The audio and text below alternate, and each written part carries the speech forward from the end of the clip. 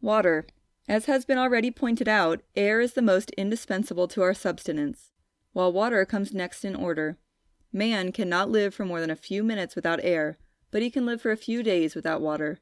And in the absence of other food, he can subsist on water alone for many days. There is more than 70% of water in the composition of our foodstuffs, as in that of the human body. Even though water is so indispensable, we take hardly any pains to keep it pure. Epidemics are as much the outcome of our indifference to the quality of the water we drink, as of the air we breathe. The drinking of dirty water very often produces, also, the disease of the stone. Water may be impure in either of two ways, by issuing from dirty places, or by being defiled by us. Where the water issues from dirty places, we should not drink it at all, nor do we generally drink it, but we do not shrink from drinking the water which has been defiled by ourselves. River water, for instance, is regarded as quite good for drinking, although we throw in all sorts of rubbish, and also use it for washing purposes.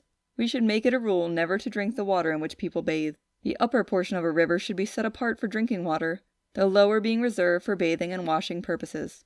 Where there is no such arrangement, it is a good practice to dig in the sand, and take drinking water therefrom. This water is very pure, since it has been filtered by passage through the sand. It is generally risky to drink well water, for unless it is well protected, the dirty water at the top would trickle down into the well, and render the water impure. Further, birds and insects often fall into the water and die. Sometimes birds build their nests inside the wells, and the dirt from the feet of those who draw water from the well is also washed down into the water. For all these reasons, we should be particularly careful in drinking well water. Water kept in tubs is also very often impure. If it should be pure, the tub should be washed clean at frequent intervals, and should be kept covered. We should also see that the tank or well from which the water is taken is kept in good condition. Very few people, however, take such precautions to keep the water pure. Hence, the best way of removing the impurities of the water is to boil it well, and after cooling it, filter it carefully into another vessel through a thick and clean piece of cloth. Our duty, however, does not end with this. We should realize that we owe a duty to our fellow men in this matter. We should see to it that we do absolutely nothing to defile the water which is used for drinking by the public. We should scrupulously refrain from bathing or washing in the water which is reserved for drinking. We should never answer the calls of nature near the banks of a river, nor cremate the dead bodies there and throw the ashes after cremation into the water. In spite of all the care that we may take, we find it so difficult to keep water perfectly pure. It may have, for instance, salt dissolved in it, or bits of grass and other decaying matter. Rainwater is, of course, the purest, but before it reaches us, it generally becomes impure by the absorption of the floating matter in the atmosphere. Perfectly pure water has a most beneficial effect on the system. Hence, doctors administer distilled water to their patients. Those who are suffering from constipation are appreciably benefited by the use of distilled water. Many people do not know that water is of two kinds, soft and hard. Hard water is water in which some kind of salt has been dissolved. Hence, soap does not readily lather in it, and food cannot be easily boiled in it.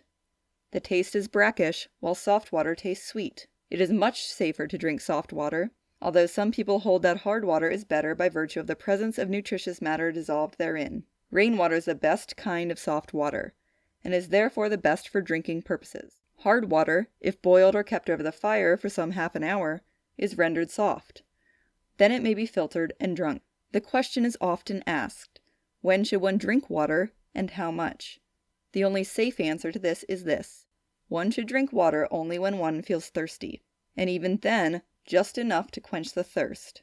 There is no harm in drinking water during the meals or immediately afterwards. Of course, we should not wash the food down with water. If the food refuses to go down of itself, it means that either it has not been well prepared or the stomach is not in need of it. Ordinarily, there is no need to drink water, and indeed there should be none. As already mentioned, there is a large percentage of water in our ordinary articles of food, and we also add water in cooking them. Why, then, should we feel thirsty?